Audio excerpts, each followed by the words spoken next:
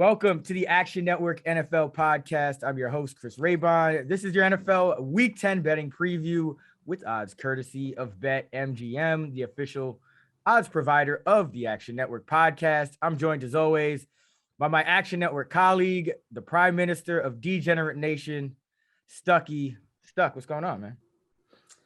Not much, just grinding away, adding college basketball to the mix. So there's no sleep in sight until April. But winning week 10 and small winning week 10. Should have been a huge winning week 10, but for the second week in a row, I somehow beat a close by 7 points and lost to a backup quarterback. And it's only happened to me one time prior to the season, and it happened 2 weeks in a row this year. Correctly projected, the star quarterback is out, the star receiver is out. Get plus 2.5 both weeks. Line closes at minus 4.5, minus 5 both weeks, and lose to Cooper Rush and Colt McCoy. So there's nothing I can do about it. It was my biggest play by far, and I got a lot down. I mean, I could have middled it, but I beat the close by 7 points. So just a couple fluky losses. What are you going to do about it? But you swept. You got the sweep, which is the most important thing, was that it was a big week for the podcast and all the picks that we give here. We're now on all the picks we give out.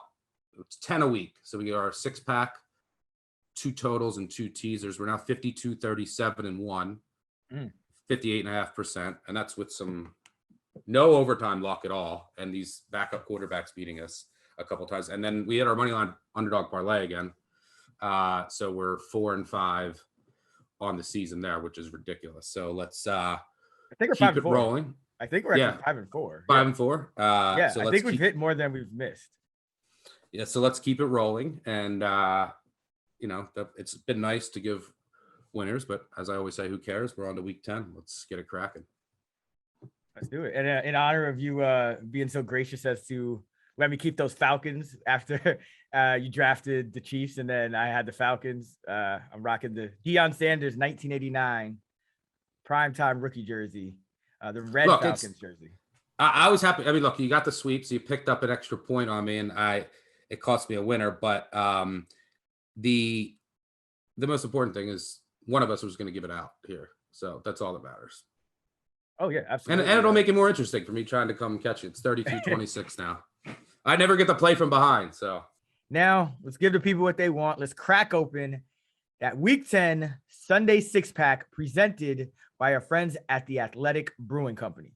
All right, so I do have a nice little lead here in the 6-pack, so time to get to work. So I'll start it off with the first pick in the Week 10 Sunday 6-pack by going with the Seattle Seahawks plus 3.5 at the Green Bay Packers. I actually got this at 5. It's down to 3.5. Obviously, the big news here, Russell Wilson cleared for Seattle. Aaron Rodgers iffy for the Green Bay Packers. He's not going to practice all week, so he can be cleared by Saturday. He did leave kind of some doubt as to whether he'd play, even if he did get cleared, just with his health issues. Maybe, we've seen it before where Cam Newton, I think, came back off COVID and was just really sluggish in his first game back. So you're talking about, no practice. Obviously Rodgers will be ready mentally, but no telling how what the physical toll of COVID-19 will be on him as he comes back, with no week of practice. So I kind of like the possibility of getting Rodgers out. I don't think is baked into the line as much as it should be, but also just like Seattle in this spot anyway. Russell Wilson as a road dog, 22-11 with 2 pushes, 66% against the spread. In his career, Seattle's 5-2 on the road off a bye under Pete Carroll against the spread. Seattle's been the slightly better team. I know Green Bay has dealt with some injuries, but they're still dealing with injuries. Seattle's 12th in DVOA overall. Green Bay is 15th. So pretty evenly matched game. Obviously, you're going to give the Packers, some home field at Lambeau, but Russell Wilson, he can kind of escape pressure and do some, convert big third downs, make clutch plays. So I don't worry about Seattle in this spot as much as I worry about some other teams, especially with, I think you're going to get one of Seattle's better games. They know they have to kind of claw back into this playoff race. They're coming off a bye. They've had time to prepare. And Green Bay, you might get one of their worst games, just given, Love's going to take all the reps at quarterback this week. They kind of built up a nice little lead over the first half of the season in that NFC set. What is it? The NFC North now. I always say NFC Central, like old school, but the NFC North. And also a specific matchup that I think the Packers will struggle with is slowing down Lockett and Metcalf. The Packers are outside the top 20 in DVOA against number 1 and number 2 wide receivers, which, you're facing Seattle. You got to be able to take away at least one of those guys, and if not both. And, Green Bay 24th against number 1s, 27th against number 2s.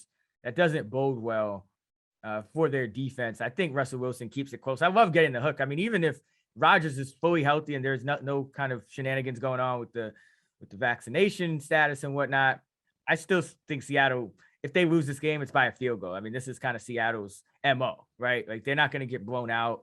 They're going to lose these like gut-wrenching games, but I think Seattle's a pretty good chance of winning the game, pulling off the upset here. So Seattle plus 3.5 in Lambeau. Yeah, I like it. I do expect Rodgers to play, but yeah, there's got to be an impact from all week doing just conferences via video.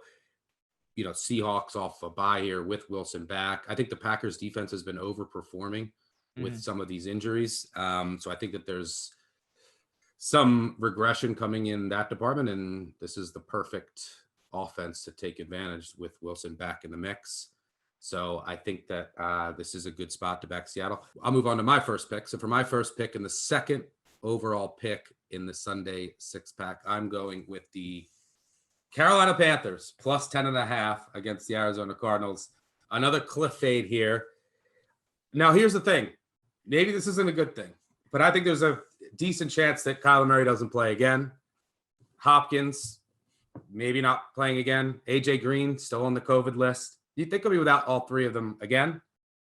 Colt McCoy played really well last week. He's a middling average backup in his mid-30s.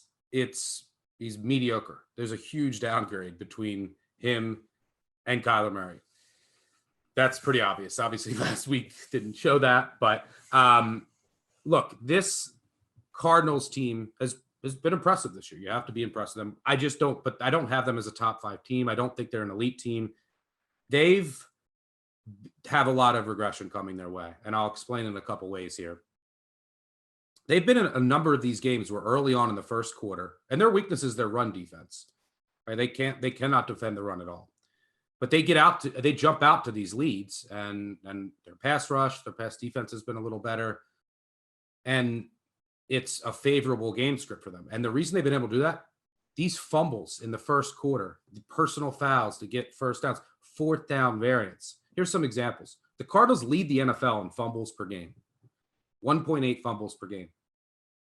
They are second in the NFL in fumbles lost per game, second fewest, 0.2. They're fumbling 1.8 times per game, losing only 0.2 per game. Cardinals opponents are also fumbling 1.8 times per game, which is second highest in the NFL. The opponents are losing 1.1. That's most in the NFL. Put another way, the Cardinals and their opponents have each fumbled 16 times. The Cardinals have lost 2. 2. That's it. That's what, 8%? Am I doing that right? 8%. And their opponents have lost 10, 64%. So they've lost 2 of 16. Their opponents have lost 10 of 16. And these have all come early. Like last week against the 49ers, 3 fumbles in the first quarter. They recover them all. I don't know how the 49ers didn't recover one that was right. And there's also a made-up personal foul and a face mask on 3rd and long stop. All of them led to points for the Cardinals or took points off the board for the 49ers. All of a sudden, 14-21 nothing. It's a completely different game. Same thing happened with the Browns. 4 fumbles in the first quarter. Cardinals recover them all. A couple of personal fouls. Let's look at 4th downs.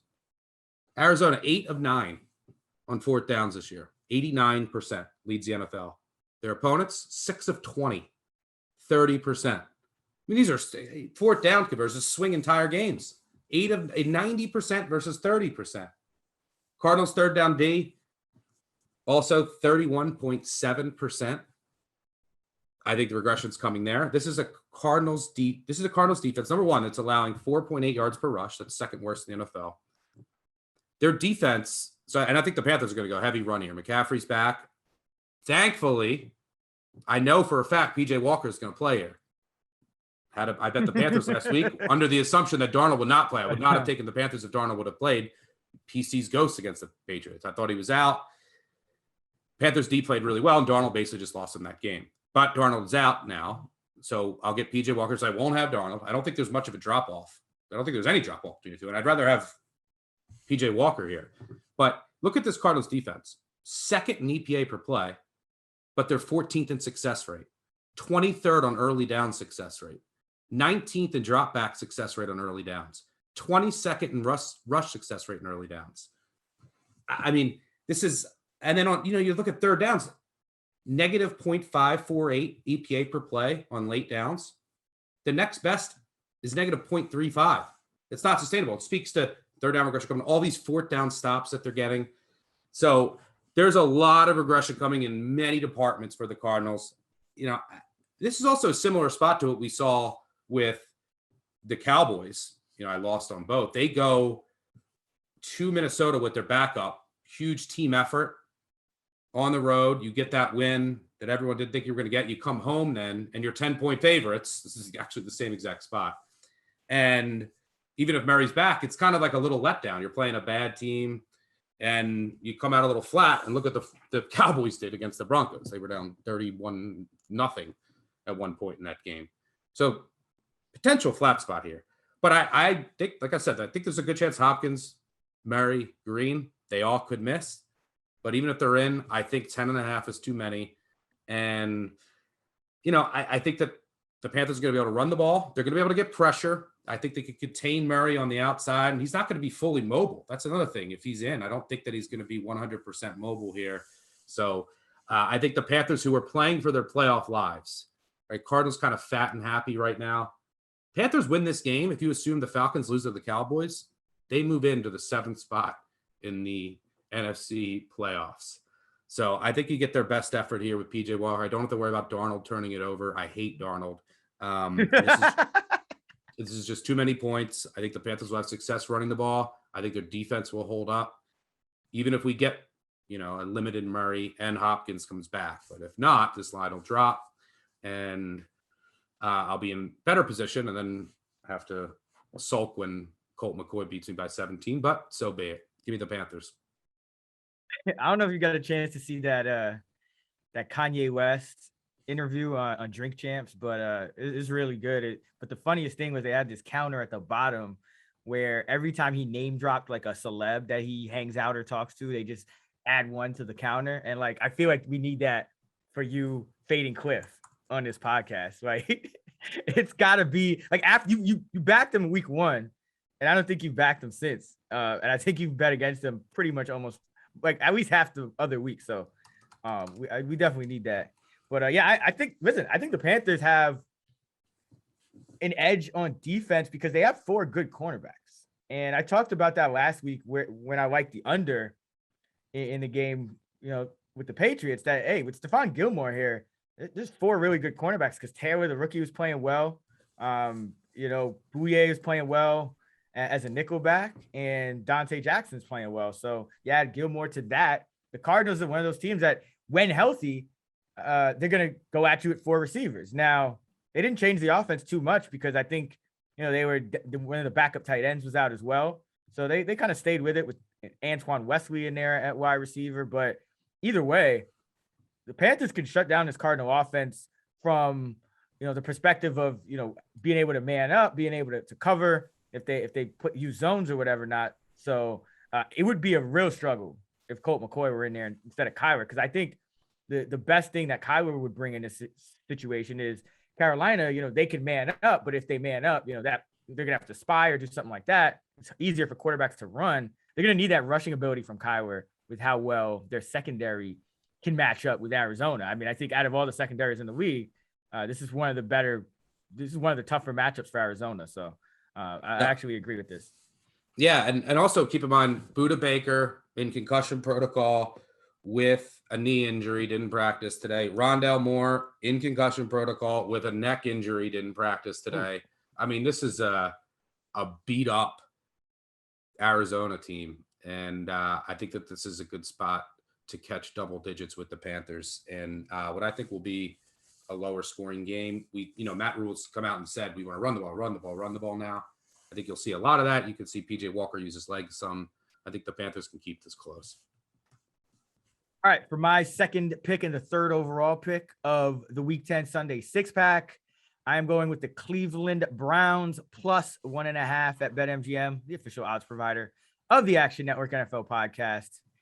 Browns are plus 1.5 in Foxborough, but no Tom Brady. I'm just not intimidated by betting against the Patriots in Foxborough here. First of all, if you kind of are scared of it, and we know Belichick has the great numbers historically, most of them with Brady, but this year they're 1-4 straight up at home. They lost that game to Miami where they fumble at the end, but they still put up only 16 points of offense. So, kind of a ugly game. They lost 28-13 to the Saints. Can't really get much going. Play a low scoring game with the Bucks, play well on defense, but still lose. Finally play a good game in multiple phases against the Cowboys, but they lose on an overtime game. Okay. And then they blow out the Jets, which, they blow out the Jets pretty much regardless of venue. But I don't think this team has the same type of home field advantage that it had, a couple years ago, obviously. The injuries to the New England running backs could loom large because you have Ramondre Stevenson, the rookie, and Damian Harris, the starter, both in concussion protocol. Those two guys account for 71% of their rushing yards, 73% of their rushing touchdowns. I think Bolden can give you some stuff in the pass game, but if you have to run him 15 times, it's not gonna be as good, not gonna be as physical as those other two. Cleveland, and listen, I think it's gonna be a low scoring game. I think you probably agree with that. We'll get to that in another section, but in a low scoring game like this, I think it hurts that Cleveland can match up, even if Patriots are healthy in the run game. I mean, they're sixth best in run defense DVOA. And on the other side, the Patriots have been better against the pass. They're just 17th in run defense. So, I know Nick Chubb is on the COVID list, but we've seen that Cleveland can run the ball. They're kind of like San Francisco in that they can run the ball with a variety of different backs because they use a lot of heavy personnel, multiple tight ends. They're very well schemed in a run game. So still going to be trouble for the Patriots, even if it is Dearness Johnson carrying the load. We saw you can do that in an impressive fashion a couple weeks ago. And then Cleveland, they get pressure. They're second in pressure rate. Myles Garrett, 28.4% pressure rate according to Pro Football Reference. Mac Jones's completion percentage drops from 72 to 56% under pressure. His yard per attempt dropped from 7.7 to 5.5 under pressure. That's over 2 full yards. That's what you kind of expect with quarterbacks. But, Mac Jones has kind of been up and down. And this is one of those spots where I don't think he's going to give him much, which is, how you lose games like 17-16 to the Dolphins or 28-13 to the Saints, or you only put up 17 on the Bucks, even though your defense plays well. Because Mac Jones, I think it's not going to be an explosive offense here. His turnover worthy plays also go from 1% when kept clean to 6% under pressure. And on the other side, New England's below average in getting pressure on defense. They're at 24.7%. That's 18th in the league. So you don't worry about Baker as much in this matchup. That's when you really want to fade Baker, is in those spots where, the defense is going to get a lot of pressure. And then, hey, I mean, listen, I joke on Odell. I still think he's a talented guy. I don't think he's the same guy, but it's obvious that Baker is playing better and plays better without him. We heard the reports that Odell a lot of times freelances, and Baker's kind of like Kirk Cousins in that I think he's a very, he kind of follows his reads and does what he's supposed to do. So when a receiver's in the wrong spot, just not a good situation for him. So the numbers kind of bear it out. With Odell Beckham, Baker Mayfield, 59.6% completion rate, 7.1 yards per attempt, 1.5 touchdowns, 1 pick per game. Without Beckham, goes from 59.6 to 64.1% in completion rate, from 7.1 to 8.1 in yards per attempt. The touchdowns go up. The interceptions drop from 1.0 to just 0.65 per game. So I'm not worried about Baker too much. I think they can still run it, whoever the back is here. And I just don't think this is a good matchup for New England. And I think New England's a pretty average team, and the Browns are better. And DVOA kind of spells that out. You have Cleveland 6th in overall DVOA. That's why I liked them last week against Cincinnati. There was like a 15-point gap in terms of spots between the two teams, Cleveland's still 6th. New England's 13th. New England's average. Cleveland's above average. An above average team here. I think they play well. I think they get this win here. So going Cleveland plus 1.5 against the Patriots. Yeah, I agree here. I would have went with the Browns as my third pick, but you took them. So hopefully that's a good sign that we both agree here. And I had the same handicap. It comes down to pressure. Browns third in adjusted sack rate. Mac Jones third highest turnover worthy throw percentage under pressure. Mm-hmm. He's only ahead of Big Ben and Justin Fields. That's it. Yeah. And on top of that, he's only faced one heavy pressure team in Carolina last week. One of the reasons I bet Carolina, he looked awful. He did nothing. And he was really poor all day with a bad interception. And I expect him to make some mistakes here. This Browns defense is really good now that they're healthy. They can get pressure. Their secondary is healthy. And I think a lot of the Browns' numbers, and by the way, they lost the game that they should have won against the Chargers, if not for a brutal call. They lost the game against Kansas City that they should have won, if not for just a botched punt snap. But they've also dealt with a ton of injuries. So I think that their numbers are deflated due to some of these injuries. And you're right. The Patriots 18th in adjusted sack rate, 18th in pressure rate. It's good for Baker here. And it was funny. Early in the season, I said that the only thing that can go wrong with this Browns offense is if there's drama with Baker and Odell. Well, that's now been solved. And yeah, the Patriots, look, they got a good win over the Chargers, but their only other wins on the year, the Jets twice, the Texans, and go seeing Sam Darnold. That's it. So I agree. I think that the Browns aren't getting enough credit in the market here, just like last week. I don't get it. I mean, they were catching 3 at Cincinnati in a place where there was no home field there. I don't know why the Browns aren't getting enough love in the market, but I do think that they should win this game. And yeah, I'll have more on the total later. All right, for my second pick and the 4th overall pick of the Sunday six pack, I'm going with the New Orleans Saints +3 at BetMGM against the Tennessee Titans. Now, look, the Titans, I have to give them credit here for one thing in particular, and it's their defensive line. And a guy that I've been raving about since he came into the league was Jeffrey Simmons, and he's now a top 5 interior defensive lineman. Only interior defensive lineman with 40-plus pressures on the year. He has 42. Aaron Donald has 41. Their defensive line is playing really well, and they're able to generate pressure, and that's taking pressure off of what's a really bad secondary outside of Kevin Byard, who's playing at an all-pro level. This, you look at Landry, he's playing really well. Autry is out. I mean, they have a lot of guys that are getting natural pressure, and they're not blitzing up front in the defensive line. And when you could do that, it masks some of the issues you have in the secondary.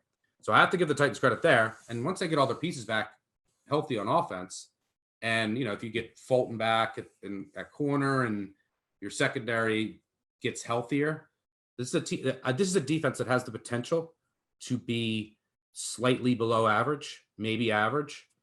And coming into the year, I thought they were a bottom 5 unit. I don't necessarily think that's the case anymore once they become fully healthy. And that makes them a legit Super Bowl contender if they get fully healthy. And obviously Derrick Henry needs to come back. But this team isn't fully healthy right now, and they're severely overrated by the market. You look at the Titans from a DVOA perspective, they're 14th. The Saints are 8th. How about the Titans offense? 16th. That's right where the Saints offense is, 17th. Defense, where the big difference is. The Titans are actually, I think, like 10th or 11th in defense. The Saints are 3rd, but I think they might be the best defense in the NFL. They've dealt with some injuries. They're now fully healthy. Estimated wins. You look at these teams. How about estimated wins for Football Outsiders? The Titans are 7-2. Estimated wins 4.5. That's 18th in the NFL. How about the Saints? 5.6. That's 6th in the NFL. Saints are a better team right now. They're a top 10 team. I don't think the Titans are a top 10 team right now. Throw in the injuries of the offensive line. Throw in Derrick Henry not being there. Throw Julio Jones not being fully healthy. Throw in some of the injuries in the secondary. This isn't a fully healthy team. The Titans defense, and look, the Saints are obviously playing with Trevor Siemian. I think you're going to see a lot more of Taysom Hill, and I think that'll work this week. His run packages, Titans see 25th in EPA per rush, 29th in rush success rate. I think the Saints can move it on the ground here. When they need to throw, they have an elite offensive line. So this elite offensive line can give them time and they can hit some short passes, move the ball here. The Saints team will not give up anything on the ground. It's the best run defense in the NFL, right there with the Tampa Bay Bucks. And they specialize in taking away outside receivers. You can get Lattimore on Brown. The Titans' offensive line is banged up and get some pressure on Tannehill, and they just don't have the running attack anymore. Look, the defensive line was impressive against the Rams last week, but the offense did nothing. The offense did nothing at all. It was awful. I mean, go look at the box score. It's one of the ugliest box scores you'll see all year. They benefited from turnovers, and over this stretch, they've beat some really good teams over the past few weeks. You want to talk about benefiting from turnovers. I mean, over and over again, the Titans have benefited from turnovers. So I think that there's some regression coming there. Special teams edge for the Saints as well. Coaching edge for the Saints also. And speaking of coaches, who do I always say is the underdog god? Sean Payton. 44, 25, and 2. 64%, covering by 4 points per game as an underdog. 25% ROI. Second most profitable of 137 coaches as an underdog since 2003, only behind Tomlin. Even better, Peyton off a loss, 49-26 against the spread, over 65%, covering by 4 points per game, 28% ROI. Second most profitable coach of about 140 since 2003, only behind Belichick. Vrabel, great as a dog, 17-9 against the spread, 13-18 against the spread as a favorite. And, when I talk about this Titans team and estimated wins, I mean, look, the Bills slip on a quarterback sneak in a game that they were up 10. I mean, I had the Titans in that game. Could have easily lost that game. The Colts game, should have lost it. There's a fluke fumble and a torn ACL after an interception. They end up winning that game in overtime. So, they've had a lot of bounces go their way lately. And another thing to keep in mind here is are they exhausted? I mean, the Titans, you've had all of these huge games in back-to-back weeks. You play the Bills, you play the Chiefs, you play your rival in overtime and put them out of their misery in the division. Then you travel out west in prime time and win as a 7-point dog against the Rams. Now you're coming home and playing the Saints. I mean, there's got to be an element of fatigue here as well. So I actually think as of right now, given the statuses of these rosters, the Saints are a better overall team, and I'm getting 3 on the road with a coach who's thrived in this spot in the past. And I don't think that this sets up well for this Titans offense, just like we saw last week. And this is a much better Saints defense than what the Rams are fielding. So I think the Saints can do enough on the ground. Taysom Hill, Kamara's a little banged up. It's something to keep your eye on, but I expect him to play. But I think you're going to see a lot of Taysom Hill packages, short passes. They can control this defensive line, and if you could do that, it's poverty on the back end outside of Byard. So I think the Saints get this win. I have been impressed with the Titans, but I think this is a great spot to back the Saints. So give me New Orleans. Yeah, I love this play. I would have taken this with one of my picks if you hadn't taken it. Love Sean Payton on the road and off. As a dog and off a loss, as you mentioned, on the road off a loss, he's 26-10, 72% against the spread. So that's just absurd. He's really good in these spots. This is the Saints team that just won against the Super Bowl champion Tampa Bay Bucks a couple weeks ago, and we picked against them. When they went to play the Falcons the following week, it was a classic letdown spot. But they know they can get this done and win this kind of game. And I agree. The Titans did nothing on offense against the Rams. And the Rams were a good defense, but the Saints are even better. So, when you see the Titans. What did Peterson finish with? What was Peterson? 10 for 20 or something like that, and a touch. 10 for 20. There's just no running game, which crushes the play action. You don't have to worry about the play action. The Saints don't have to worry about that either. They have a good run defense as it is. The best. So yeah, and it doesn't set up well for the Titans offense here to have much success. So I think that the Saints can grind out a win here. And the Saints have just been they've been really predictable. It's like, all right, week 1, they're look really good a week, and then the next week they have a little bit of a letdown, and Peyton kind of cleans it up. So I think you get their best effort here. Yep, totally agree. All right, for my third pick and the 5th overall pick of the Sunday 6-pack for week 10, I'm going with the Minnesota Vikings +3 at the Los Angeles Chargers. Playing the spot here. We kind of know Minnesota and their MO.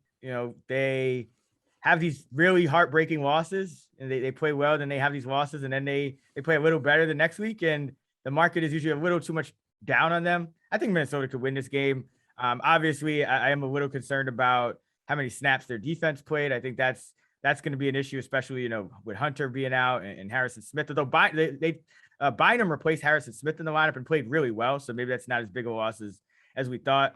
But listen, Mike Zimmer is 33-16, 67% off a loss against the spread. He's 15-5, 75% against the spread off a multi-game straight up losing streak.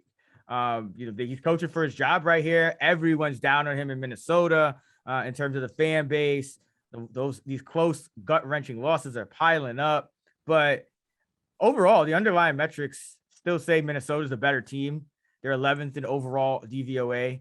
The Chargers are 16th. And you want to talk about estimated wins. Minnesota's 3-5 on the year, but their estimated wins 5.4. The Chargers are 5-3 on the year, but their estimated wins just 4.4. It's a full point less. I think this Charger team kind of plays into Minnesota having success, because the issue with Minnesota on offense this year, everyone wants to kind of talk about Cousins and they don't get the ball to Jefferson enough. And maybe that could be true, but Minnesota's 6th in pass offense DVOA. They're 29th in run offense. Now, that's going to regress simply because the backfield is too talented with Madison, Cook. Now you have the rookie Wangu, who, Cook, I think he's going to be fine for this week. Some legal issues going on there, but looks like he's going to play this week. But they have a talented backfield. The Chargers are dead last in run defense DVOA. So if you let Minnesota run it, I think that really helps Minnesota throwing the ball. It keeps them on schedule. They've still been efficient. They're still talented and have talented pass catchers when they do throw it. So I think that'll be it kind of plays into it. And then the Chargers also, they try to limit explosive plays and they'll sit back. But I also think that plays into what Minnesota does, because Cousins is going to make the read, check it down anyway. So you don't kind of work if the defense is giving up those underneath things, that's kind of Minnesota's MO either way. And then on the other side, listen, Justin Herbert, he's bounced back as I thought he would against the Eagles. They didn't stop him at all. There's a couple of turnovers on downs and I think something to end the half. No punts for the Chargers in that game. So Minnesota is 3rd in pass defense DVOA. So I think they can get a couple stops, 3rd down stops. They're usually very good in situational football. That's been one of the things under Zimmer on defense. And that's holding up again. They're 5th in 3rd down conversion rate. Haven't been as good in the red zone this year. They're only 26th, but 3rd down conversion rate, they're 5th. The Chargers have been overperforming on 3rd downs, I think, a little bit. So I do think Minnesota will have some success here. I think it is key to stop them in the pass game. That's first and foremost where you want to slow down the Chargers. So I like the matchup for Minnesota in this spot. I still think Minnesota is a little bit better of a defense. They're 8th in DVOA, obviously missing some pieces, but the Chargers are 20th. I just think this is the kind of game that, when you get down on Minnesota, you count them out. They seem to be doing everything wrong to lose games. I think this is the type of game they can win. I think they're a slightly better team. I don't think there's any home field advantage for the Chargers, as we talk about pretty much ad nauseum. So give me Minnesota +3 in LA. Yeah, the Vikings, these are two teams that are pretty similar in that they just play a ton of close games. The Vikings lose by 3 in overtime to the Bengals, lose by 1 on a missed field goal to the Cardinals. They beat the Seahawks by 13, lose by 7 to the Browns, win on the last second field goal by 2 against the Lions, win in overtime against the Panthers, lose by 4 on a last second Cooper Rush touchdown drive to the Cowboys, lose by 3 in overtime to the Ravens. Every one of their games has been decided by one possession, except that Seahawks win. 3 of them, they played in overtime. And then you look at the Chargers this year. This is a team that also, look, new coach, same Chargers as far as close games are concerned. Won by 4 against Washington, lost by 3 to the Cowboys, won by 6 against the Chiefs. They did beat Vegas by 14, beat the Browns by 5, got crushed by the Ravens, lost by 3 to the Patriots, won by 3 against the Eagles. Close games across the board. So even though this is a high total, it is a pretty good spot to maybe tease the Vikings above 9. I expect this to be a close game. The only thing I'm concerned about is the Vikings' potential COVID issues. So they had Dakota Dozier went to the hospital. there was a bunch of close contacts. I don't know. As of right now, we're recording this on Wednesday. I don't know. You could have tomorrow 5 guys pop up and they're not going to be able to go. They're going to go on the COVID list. You don't know who that would be. So that is something to keep in mind.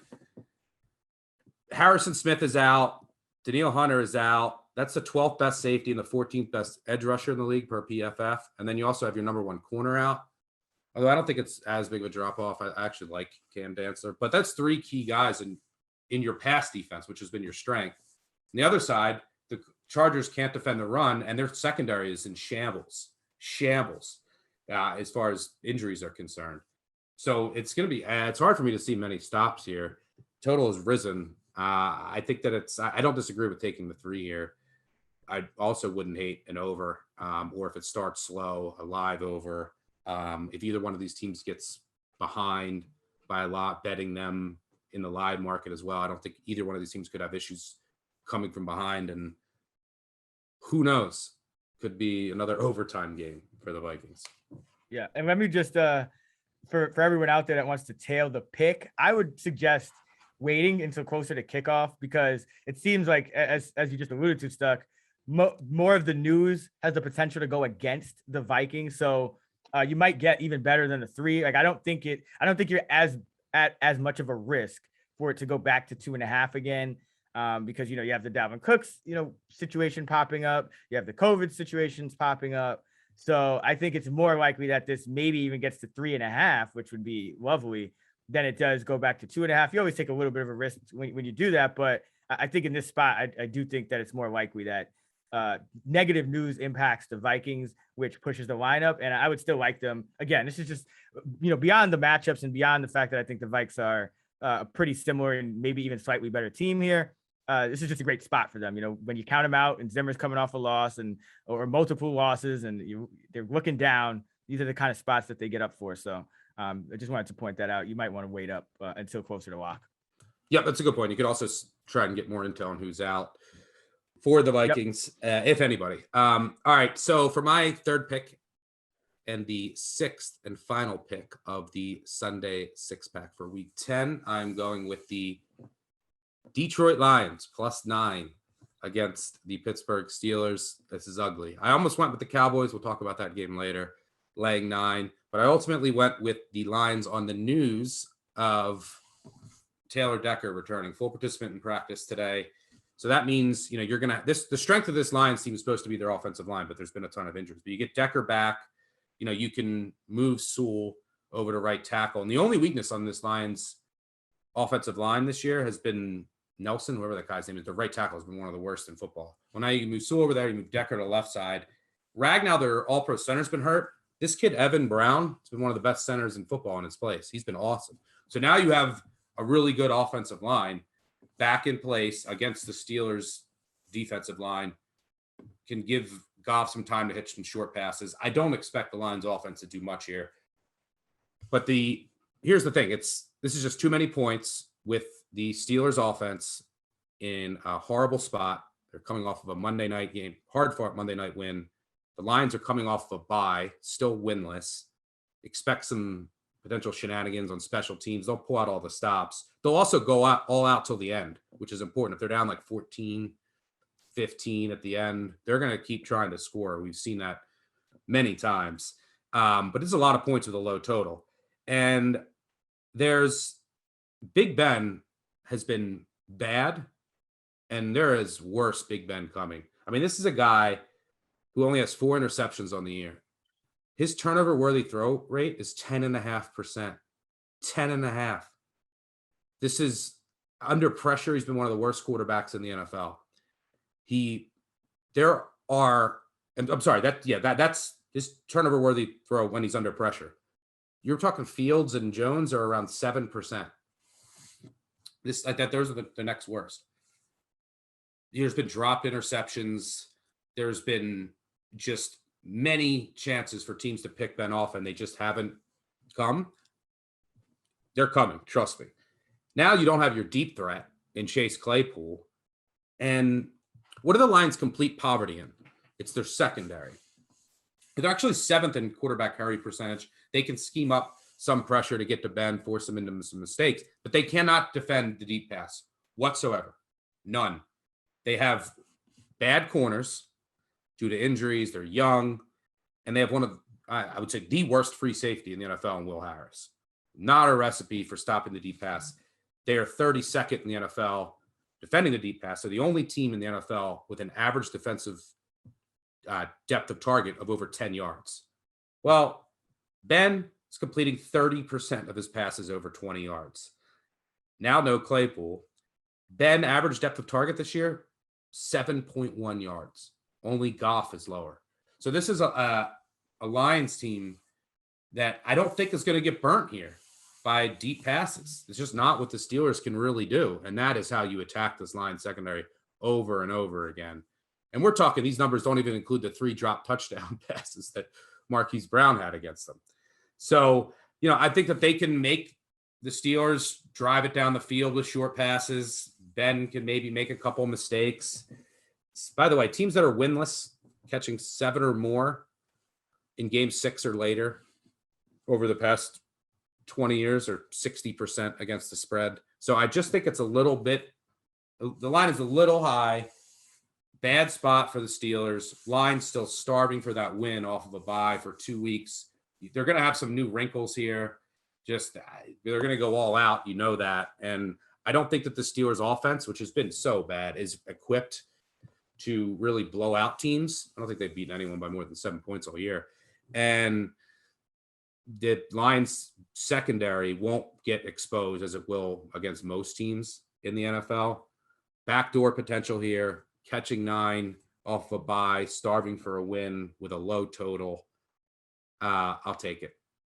Yeah, I agree. I think the Steelers were a team that I was backing over these last few weeks. Everyone was down on them after those 3 straight losses, and I thought it was a good time to kind of back them in these smaller spreads and in these spots against teams with poor quarterbacks that they could eke out wins against one way or another. Now, yes, you're kind of playing the same thing, but now the line is ballooned to 8.5, right? 8.5, 9 here, and that's more than a 1 possession. I totally agree. I just don't know the Steelers are equipped to beat teams by more than 1 possession. I mean, I had the Steelers money line against the Bears, and I wrote it up for our primetime write-up. I said, listen, I wouldn't feel comfortable taking them on the spread, even though I think they're the better team, because it's just a low probability outcome that they win by enough points to cover. And I mean, it was miserable just having them on the money line. They probably should have lost that game. The refs gave them, I mean, they just got another 15-yard penalty as we're recording this go in their favor. Like it was nuts for them. So, I mean, you have penalty regression coming on top of everything else. You have penalty regression coming for the Steelers. So, yeah, I don't like that at all. I may join you with that one. Either that, or I might attack the total too. I don't see many points being scored in this game on either side. So either way, it benefits the Lions because you have a total spread of 8.5 in a game with a total under 43. It's tough to cover in those spots, and it's been tough for the Steelers to cover those numbers all year long. All right, that is our Week 10 Sunday 6-pack presented by the Athletic Brewing Company. To recap, Stuckey going with the Carolina Panthers plus 10.5, the New Orleans Saints plus 3, and the Detroit Lions plus 9. I am going with the Seattle Seahawks plus 3.5, the Cleveland Browns plus 1.5, and the Minnesota Vikings plus 3. So 6 underdogs on the Week 10 Sunday 6-pack presented by the Athletic Brewing Company.